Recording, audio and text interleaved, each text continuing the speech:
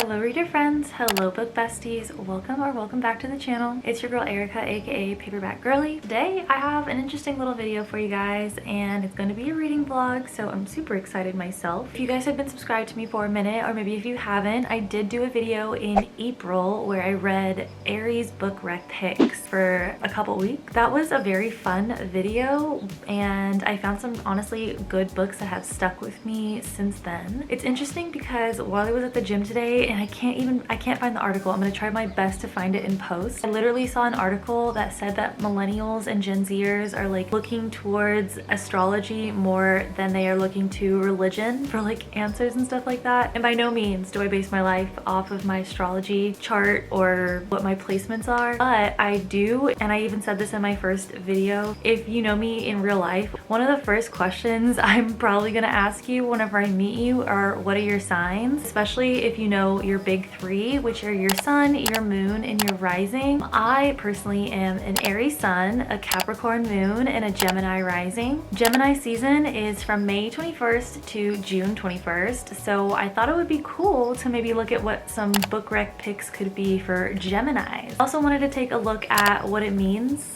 like your actual rising sign, what it means. Picked out a couple sites with some book recommendations. I haven't looked too deeply into the book recommendations and it's been a couple weeks since I've actually found these websites. They've just been sitting on my laptop. But yeah, that is basically what we're going to be doing today, and this portion of the video is the intro. So hey, welcome.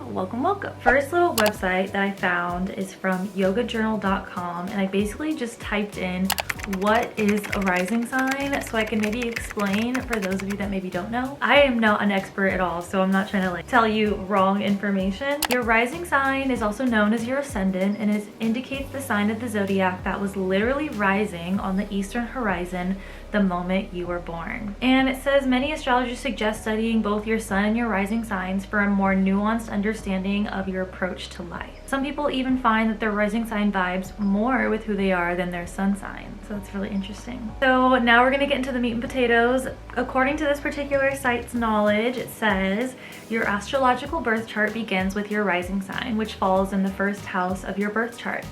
It rules all thought processes, including your sense of who you are and how you present yourself to the world. Think of your rising sign as describing your social or outward personality. Its characteristics represent your physical appearance, your style, how other people perceive you, and any masks or defense mechanisms you turn to protect yourself in uncomfortable interactions. In other words, it reveals how you interact with the world. So we're gonna scroll on down to where it says Gemini. It says, for Gemini, thanks to being ruled in part by Mercury, the planet overseeing communication, you come across as social, playful, curious, talkative, and quick-witted. In ancient times, Gemini was the sign considered to be the messenger of the gods, given its tendency to be charming, well-spoken, and adept at public oration. That was a very interesting take on the rising and what it means to be a Gemini rising. Then found a couple of other little Gemini book pick sites. Let's read the little thing that it says on top. Your acquaintances know you as the life of the party. Your closer friends know you as a hard-to-reach recluse. And your true friends see you that both sides of your twin personality are a part of your genuine, curious, erratic, lovable, weirdo Gemini self.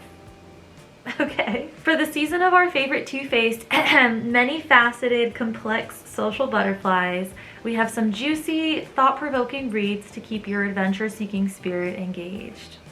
So the first one is Love and Luck by Jenna Evan Welch, which I've seen before. I think I also, what's her name? Natalie Lawyer, I believe. She read like Love and Gelato in those books, and I heard she liked them.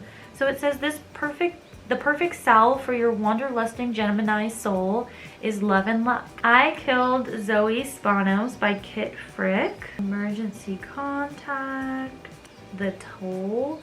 Ooh, I wanted to read a book that looks similar. Arc of Scythe, that series.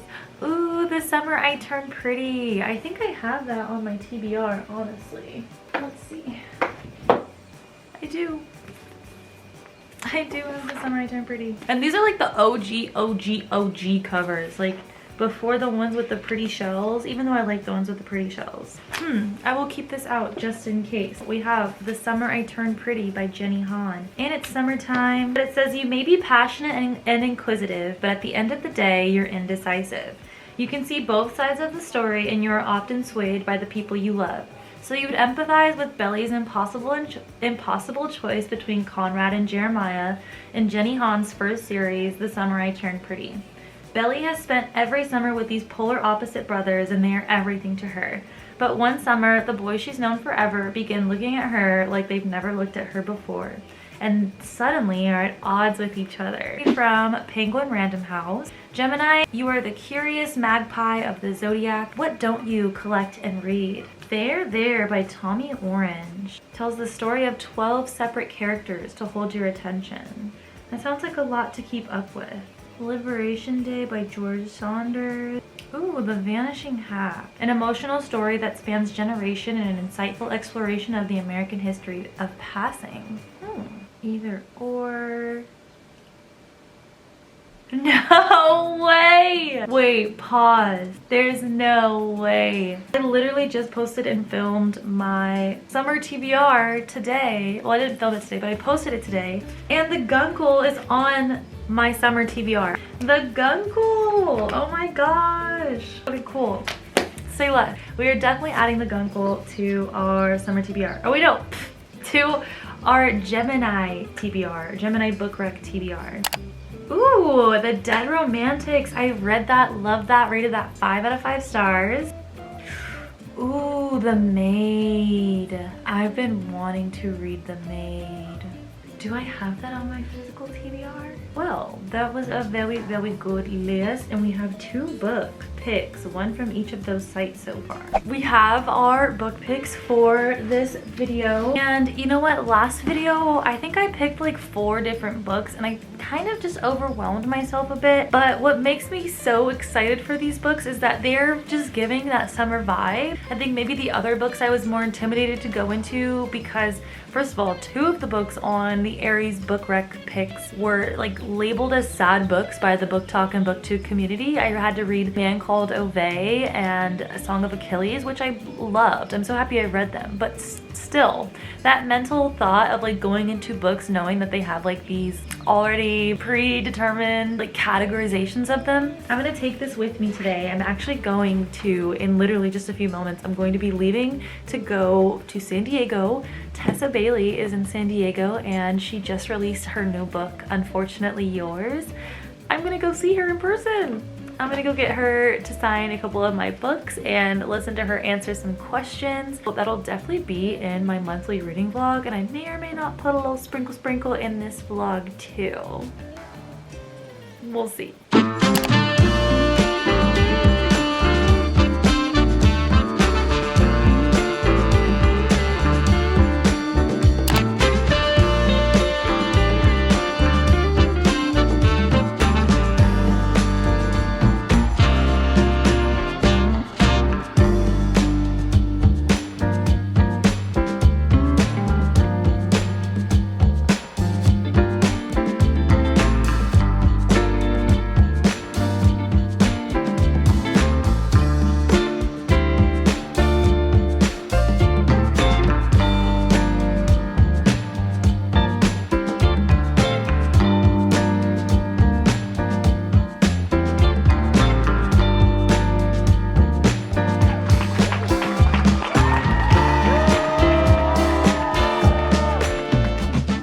Thanks for being here. Oh,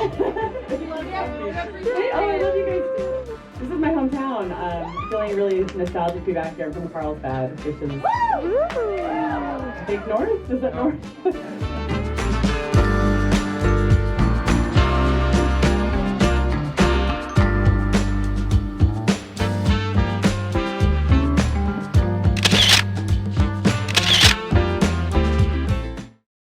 Good morning! Hello reader friends and book besties. I am officially starting our first book pick of the video, which is The Guncle, and I have officially read the first 2.5 chapters. There was like a little prologue. going to continue on reading the Guncle, and I will update you guys every few chapters or so and let you know how I'm resonating with it, what I like about it.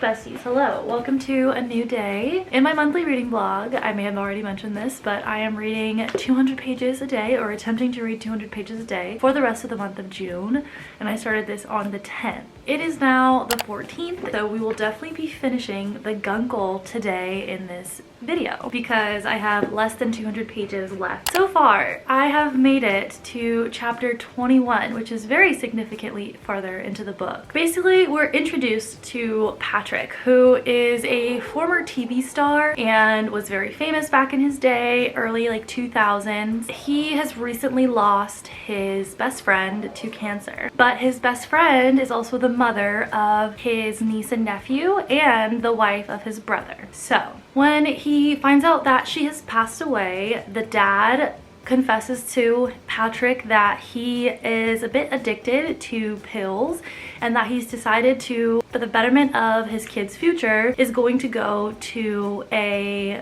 rehab center for 90 days. And he asked Patrick to watch the kids for 90 days. Patrick at first is against the idea of watching the kids. They are 9 and 6 and he is almost 45. So there's a big age gap there, and he's also not very well acquainted with the kids. I mean, he's seen them and he's obviously very close to their mom and their dad, but they're not really like super close. So he ends up taking the kids under his wing, and what I'm loving about the book is that it's just so witty and fun, and I'm honestly picturing the main character Patrick as Sean Hayes from Will and Grace. I just feel like he is the perfect embodiment of this character, and if this were to be a movie, which I could totally see it being a movie, I could totally see Sean Hayes being the main character. Patrick is trying to decide whether or not he wants to go back into filmmaking and acting and get back into that world. His agent wants him to come back. People are still like talking about him. He gets noticed whenever he goes out everywhere. And so he definitely is trying to decide what his plan is going to be once he returns the kids back to their dad.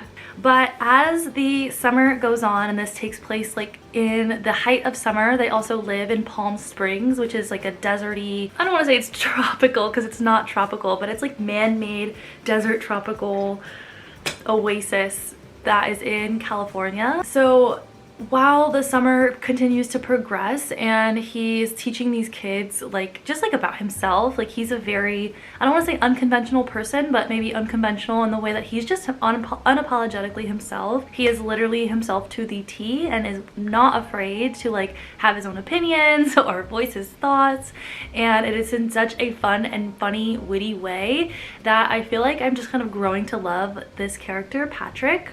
And so they call him Gup, which stands for Gay Uncle Patrick, and they also call him the Guncle. So it's just super fun that there's this whole character and this whole like person in these kids' lives that is such an animated and different person than like what they're used to typically dealing with. And I think that it also is dealing with grief in a way that, I don't want to say lighthearted, but easily digestible. It's realistic. It's hard to deal with grief, especially the grief of losing people that you love. I think that this book tackles grief and how to confront grief with young kids.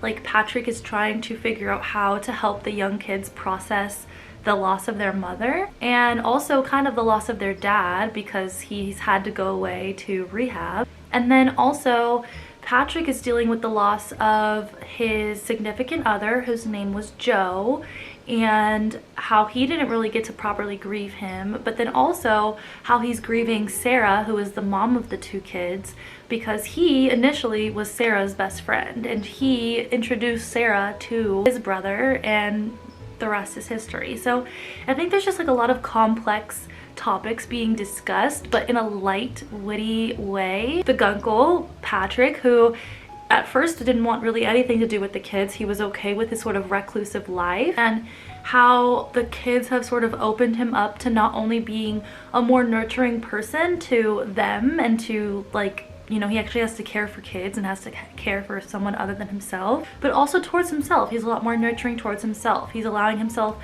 to process his own grief from his past relationship, process his own grief from the loss or the letting go of his career. And so I don't know, this is a really good book, really opening my eyes to a lot of things, and I think it's very refreshing because I've been reading a lot of genre fiction, and this is definitely giving more like humorous literary fiction, family. I don't really know. I can't really like describe exactly what this book is giving because it is tackling so much, and so I really like it. I really like it a lot. There's even a bit of romantic intrigue in here. We will definitely be finishing this today and then moving on to our next book recommendation, which is going to be The Summer I Turned Pretty.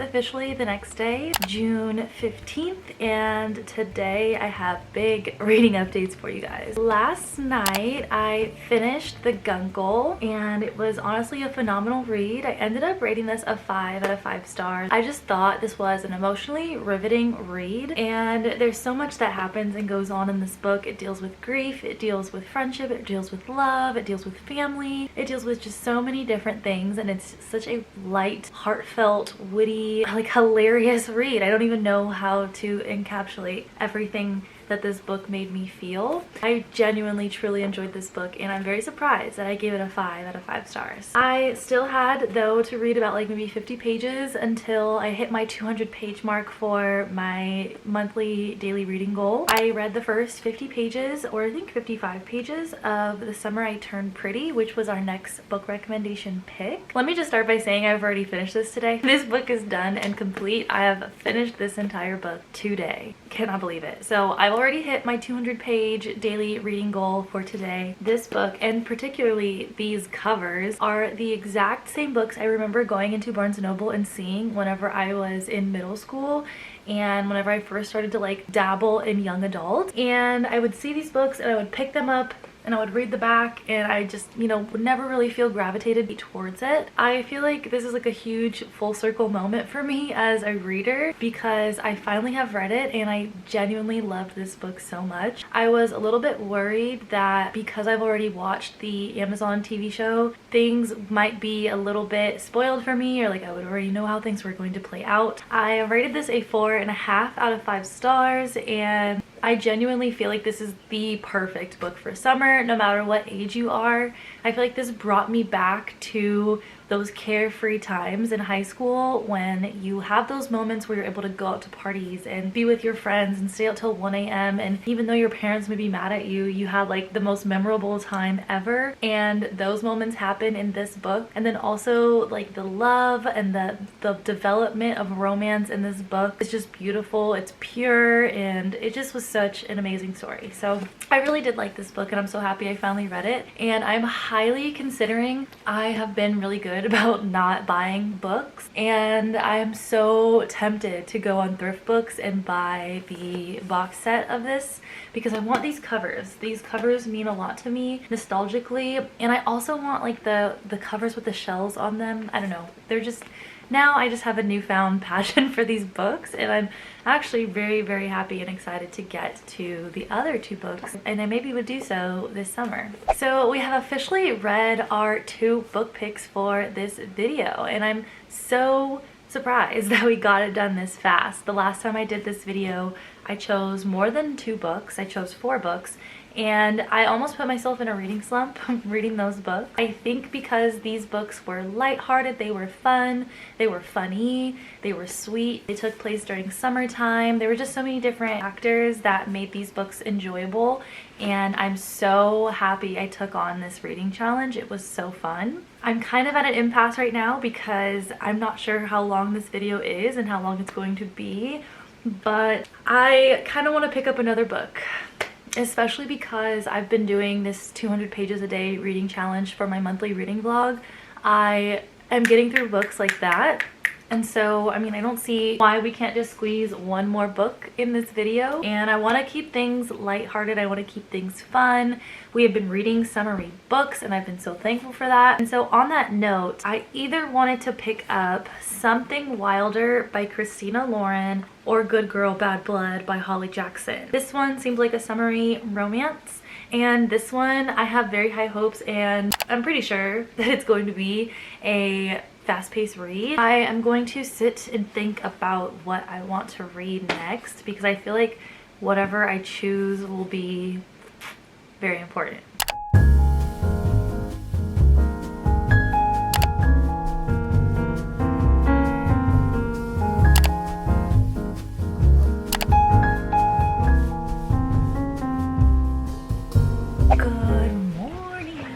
June 16th, and today is going to be an amazing day. It is sunny outside. I'm so happy about it. Yesterday, after I finished the Gemini book rec picks, I didn't know whether I wanted to like end the video or if I wanted to continue. So I put up a poll on my community tab, and I actually am very surprised with the turnout. Thank you guys so much if you did vote on the poll. 75 of you voted, and I thought that we were going to read Good Girl Bad Blood, but I last minute decided to add When in Rome to the TBR because it's very short. It's only 300 pages, and so I could totally, if not get as close to finishing it today.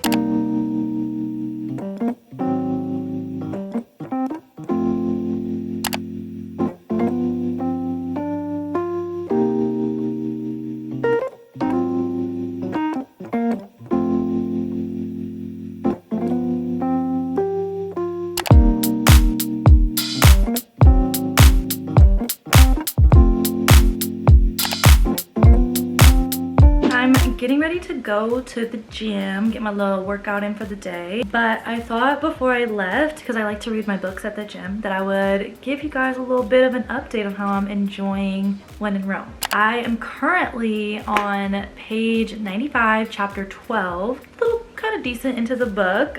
Things are definitely picking up. I think for me, I'm kind of adjusting to this author's writing style. It's interesting because sometimes I'm like very hooked into it and I'm like laughing out loud, like, you know, reacting how I feel like I should be reacting, and then other times I don't know if I'm just not paying attention or if things kind of just like start falling flat for me, but I just feel a little bit disconnected. As for the story right now, basically right away we jump straight into what's going on, which I appreciate. But we have this pop star, her real name's Amelia, but her stage name is Ray Rose, and she is like overwhelmed, I guess, with her life. She is like super successful, feels like she has no reason to like complain or feel anxious or feel, you know, any sort of way except for grateful towards her situation. But she decides that she is going to like go on a little vacay and take a little hiatus away from Ray Rose, and doesn't tell anybody, kind of just takes off. She's also super obsessed with Audrey Hepburn, and loves to watch her movies, and so she takes inspiration from her movie Roman Holiday and decides to go to the closest version or place called Rome that she possibly could, and she chooses Rome, Kentucky. So she's driving on her way there, and I guess like her car breaks down randomly, but it breaks down right in front of someone's house. She doesn't realize it until the person comes out, but it's funny because she thinks that he's like a killer. She's like, oh my gosh, like this is it. The guy ends up like having somebody talk to her over the phone, letting her know that, you know, he's not a killer, and he like offers her his space and the opportunity to stay the night until the morning whenever they can contact a mechanic. And I think that's where I'm kind of a little bit disconnected, is that I don't know. First of all, she's a pop star, so if like, and I get it, she doesn't want to like be connected to her home right now. She wants to disconnect from everything. She doesn't want to talk to her manager. She doesn't want to talk to anybody on her team. But girl, like if you're on your way to go do something and then something out of your control happens, like your car breaks down, all right, try again next week. Like I'm calling my agent and I'm like, hey, I'm here and here, can you come pick me up? And then once you get everything fixed, I'm going back tomorrow. Also, it makes a point to let us know that like she signed this $90 million contract and all this stuff. How do you have a $90 million contract and your car is breaking down? And then she gets the mechanic, and the mechanic's like, oh, sorry, it's gonna take 2 weeks. And so she's like, okay, I'll just stay here in this guy's house that I barely know for 4 days. I don't know. There were some moments that I'm like, okay, like this is cute, and like I enjoy the author's writing style, but like the idea of this story, I'm not resonating with it because I feel like I just can't see myself doing those things or responding that way, acting that way. And it's not like, I don't want to come from a place of judgment. Like I'm trying to be as open-minded as I possibly can, but just like the way it's going, I'm not sure it's like clicking for me. And I'm trying to like, I'm like, okay, maybe I'm reading too fast. So I'm like, okay, let me read this slower. And then I'm still finding myself like cringing in a way. And then also she's like this big famous pop star that like everyone knows, but like she just so happens to be in the right place where no one has cell service. Everyone knows who she is, but no one like cares to like come up to her and bother her. Everyone's super respectful. Like, I don't know. Maybe I'm just thinking too heavily. Maybe I'm just thinking too deeply into it. But I want to be honest about how I feel. So yeah, there's that.